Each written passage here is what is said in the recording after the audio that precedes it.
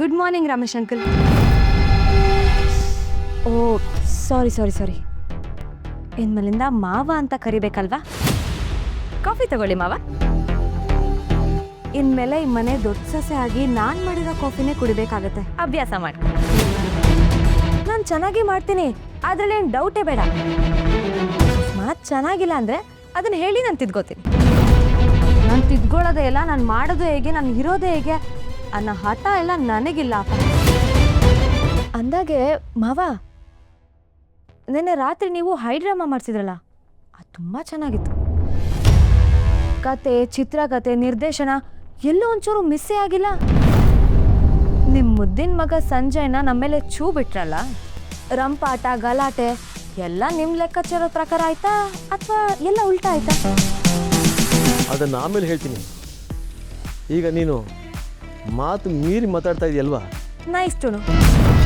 ನೀವು ಬೇಕಾದರೆ ಎಷ್ಟಾದರೂ ಲಿಮಿಟ್ ಕ್ರಾಸ್ ಮಾಡ್ಬೋದು, ಅದು ಪರವಾಗಿಲ್ಲ. ಆದರೆ ಬೇರೆಯವರು ನಿಮ್ಮ ತಪ್ಪನ್ನು ಎತ್ತಿಡಿದ್ರೆ ನಿಮ್ಗೆ ಕೋಪ ಬರುತ್ತೆ ಅಲ್ಲ? ಸಂಜಯ್ ಅಷ್ಟೆಲ್ಲ ಗಲಾಟೆ ಮಾಡ್ತಿದ್ರು, ನೀವು ಮರೇಲಿ ನಿಂತ್ಕೊಂಡು ಖುಷಿ ಪಡ್ತಿರೋದನ್ನ ನಾನು ನೋಡಿಲ್ಲ ಅಂತ ಅಂದ್ಕೊಂಡಿದ್ದೀರಾ?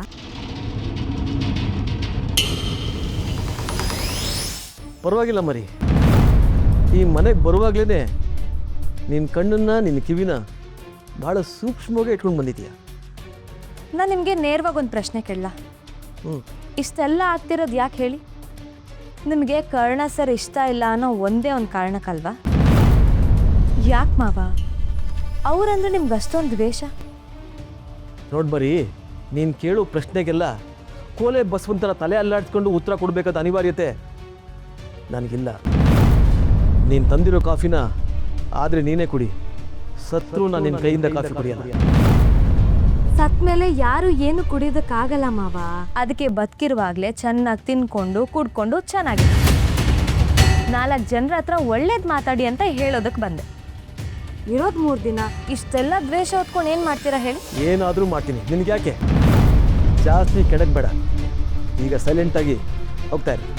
ನಿಮ್ಮ ಕೆಟ್ಟತನಕ್ಕೆ ಸಪೋರ್ಟ್ ಮಾಡೋದಕ್ಕೆ ಒಂದಷ್ಟು ಜನ ಇದ್ದಾರೆ ಅಲ್ವಾ ಇಲ್ಲಿ? ನಾನು ಅವ್ರನ್ನ ಪ್ರೀತಿ ಗೌರವನ ಅಸ್ತ್ರದಿಂದ ನನ್ನ ಪರ ಬರೋ ಹೋಗಿ ಮಾಡ್ತೀನಿ. ಹೌದಾ? ನನ್ನ ಮನೇಲೆ ನನ್ನ ಎದುರಿಗೆ ನಿಂತ್ಕೊಂಡು ನನಗೆ ಸವಾಲು ಹಾಕ್ತಾ ಇದೆಯಾ? ಪರವಾಗಿಲ್ಲ, ಸಮ್ಟೈಮ್ಸ್ ನಿನ್ನ ಧೈರ್ಯನ ಮೆಚ್ಚಬೇಕು. ಇದನ್ನ ಸವಾಲು ಅನ್ಕೊಂಡ್ರೆ ಅದೇ ಸರಿ. ಆದರೆ ಒಂದು ವಿಷಯ ನೆನ್ಪಿಟ್ಕೊಳ್ಳಿ, ದಿನ ಕಳೀತಾ ಹೋದಾಗೆ ನೀವು ಬದಲಾಗ್ತೀರಿ. ಈ ಸಮಾಜದ ಮುಂದೆ ಕಣ್ ತುಂಬಿಕೊಂಡು ಕರ್ಣ ನನ್ನ ದೊಡ್ಡ ಮಗ ಅಂತ ಹೆಮ್ಮೆಯಿಂದ ಬಾಯಿ ತುಂಬ ಹೇಳ್ತೀನಿ. ನೀವು ಹಾಗೆ ಹೇಳೋ ಥರ ನಾನು ಮಾಡೇ ಮಾಡ್ತೀನಿ. ಇದಂತೂ ನನ್ನ ಚಾಲೆಂಜ್. ಗುಡ್ ಜೋಕ್, ಕೇಳೋಕೆ ಚೆನ್ನಾಗಿದೆ. ಈಗ ಹೋಗಿ ನಿನ್ನ ಕೆಲಸ ನೋಡ್ಕೊ, ಹೋಗ್ತಾ ಇರು. ಬಿಟ್ಟಿ ಕೂತಿಂದು ನನಗೂ ಅಭ್ಯಾಸ ಇಲ್ಲ ಮಾವ. ನಾನು ನಿಮಗೆಲ್ಲ ಹೇಳಿದ್ದು, ಈ ಮನೇಲಿ ಕಷ್ಟಪಡೋರ್ ದುಡಿಮೆ ಮೇಲೆ ಏನೂ ಕೆಲಸ ಮಾಡದೆ ಬಿಟ್ಟಿ ಕೂತ್ಕೊಂಡು ತಿನ್ನೋರು ಕೆಲವ್ರು ಇದ್ದಾರೆ ಅಲ್ವಾ, ಅದಕ್ಕೆ ಹೇಳಿದೆ.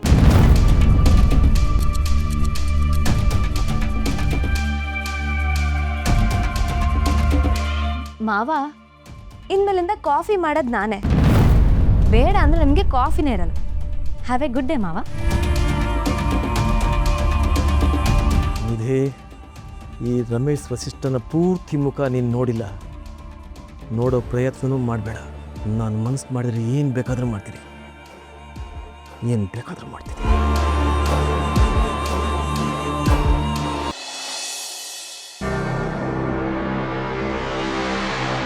Good morning Sanjay. Sanjay, good morning. ಏಯ್, ನೀನು ಯಾಕೆ ನನ್ನ ರೂಮಿಗೆ ಬಂದೆ? Get out. ಏನು ಸಂಜಯ್ ನೀನು ಎಷ್ಟು ಸ್ವೀಟಾಗಿ ನಿಂಗೆ ಗುಡ್ ಮಾರ್ನಿಂಗ್ ಹೇಳ್ತಾ ಕಾಫಿ ತೊಗೊಂಡು ಬಂದಿದ್ದೀನಿ. ನನ್ನೇ ಗೆಟ್ ಔಟ್ ಅಂತಿದ್ಯಲ್ಲ, ವಾಪಸ್ ಗ್ರೀಟ್ ಮಾಡೋದು ಸೌಜನ್ಯ ಅಂತ ಹೇಳ್ತಾರೆ. ಲೇ, ಬೆಳಗ್ಗೆ ಸಂಸ್ಕಾರದ ಕ್ಲಾಸ್ನ ಶುರು ಮಾಡ್ಕೋಬೇಡ. ನಾನು ಯಾರಿಗೂ ವಿಶ್ ಮಾಡಲ್ಲ. ಅಷ್ಟಕ್ಕೂ ನಾನು ಯಾಕೆ ನಿನ್ಗೆ ರೆಸ್ಪೆಕ್ಟ್ ಮಾಡಬೇಕು? Who are you to me? ನಿಮ್ಮ ಅಣ್ಣ ಕರ್ಣ ಇದ್ದಾರಲ್ಲ, ಅವ್ರ ಹೆಂಡ್ತಿ ನಾನು. ಲೆಕ್ಕದಲ್ಲಿ ನಿನಗೆ ಅತ್ತಿಗೆ ಆಗಬೇಕು. ಅತ್ತಿಗೆ? My foot. ಕಾಲೇಜಿಂದನೂ ನಿನ್ನ ಮುಖ ನೋಡಿದ್ರೆ ನನಗೆ ಮೈಯೆಲ್ಲ ಉರಿಯತ್ತೆ. ಈಗಲೂ ಅಷ್ಟೇ. ನಿಮಗೆಲ್ಲ ರಿಚ್ ಆಗಿರೋ ಹುಡುಗರನ್ನ ಪ್ರೀತಿಗೆ ಬಲೆಗೆ ಬೀಳಿಸ್ಕೊಂಡು ಈಗಲೂ ಲ್ಯಾವಿಶ್ ಆಗಿ ಬದುಕೋ ಆಸೆ ಅಲ್ವಾ? ಅದಕ್ಕೆ ಕರ್ಣನ್ ಬುಟ್ಟಿಗೆ ಹಾಕೊಂಡೆ, ಅವನನ್ನು ಮದುವೆ ಮಾಡಿಕೊಂಡು ಸೀದಾ ಮನೆಗೆ ಬಂದ್ಬಿಟ್ಟೆ. ಆದರೆ ಪಾಪ ಇಲ್ಲಿರೋ ಟ್ವಿಸ್ಟ್ ಬಗ್ಗೆ ನಿನಗೊಂಚೂರು ಐಡಿಯಾ ಕೂಡ ಇಲ್ಲ. ಸಂಜಯ್, ಕಾಫಿ ತಗೊಂಡು ಬಂದಿದ್ದೀನಿ, ಕುಡಿ, ಬೇರೆ ಮಾತಾಡಿ. No you have to listen to me. ನಿನಗಿಲ್ಲಿ ರೆಡ್ ಕಾರ್ಪೆಟ್ ಹಾಸಿ ಇನ್ವಿಟೇಷನ್ ಕೊಟ್ಟು ಕರೆದಿಲ್ಲ. ನಿನ್ ಗಂಡ ಇದನಲ್ಲ ಕರ್ಣ, ಅವನೊಬ್ಬ ಬೀದಿ ಭಿಕಾರಿ. ಇವತ್ತೋ ನಾಳೆನ ನಾನು ಅವನ ಮನೆಯಿಂದ ಒದ್ದು ಆಚೆ ಹಾಕೋದು ಡೌಟೇ ಇಲ್ಲ. ತೊಟ್ಟಿಲಿದ್ದವನು ಈ ಮನೆ ತೊಟ್ಲಿಗೆ ಬಂದು ಅನಾಥ ಅವನು. ಸಂಜಯ್, ಅಣ್ಣನ ಬಗ್ಗೆ ಮಾತಾಡುವಾಗ ನಾಲ್ಗೆ ಹಿಡಿತದಲ್ಲಿರ್ಲಿ, ಹುಷಾರ್. ಯಾವನೇ ನನ್ನ ಅಣ್ಣ? Never ever. ಸೂರ್ಯ ಚಂದ್ರ ಬೇಕಾದ್ರೆ ಒಂದಾಗ್ಬೋದು, ಆದರೆ ಆ ತಿಪ್ಪೆಲ್ ಬಿದ್ದವನು ನನಗೆ ಅಣ್ಣ ಆಗಕ್ಕಾಗಲ್ಲ. ಸರಿ ಆಯ್ತು, ಬೆಳಗ್ಗೆ ಬೆಳಗ್ಗೆ ಏನೇನೋ ಮಾತಾಡಿ ಯಾಕೆ ಮೂಡ್ನ ಅಪ್ಸೆಟ್ ಮಾಡ್ಕೋಬೇಕು? ತಗೋ ಕಾಫಿ.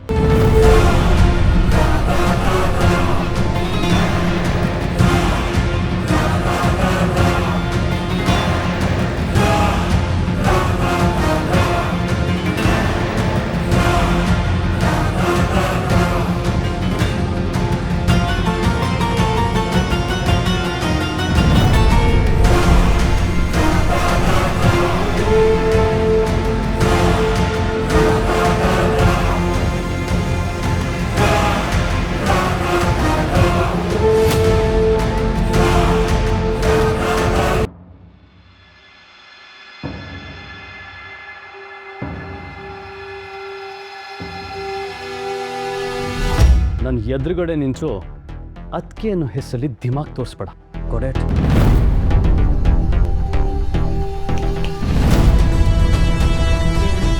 ಏನು ಬಾಲ ಮುದುರ್ಕೊಂಡು ಹಾಗೆ ಹೋಗ್ತಿದ್ಯಾ?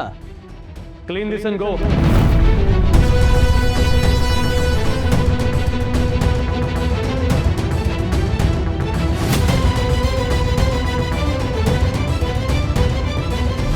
Good good for you.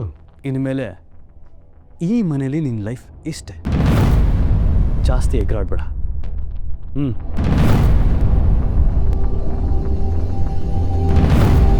ತಗೋ, ಕ್ಲೀನ್ ಮಾಡಿ. ವಾಟ್ ಗೀಟು ಏನೂ ಇಲ್ಲ, ಇದು ನಿನ್ನ ರೂಮ್.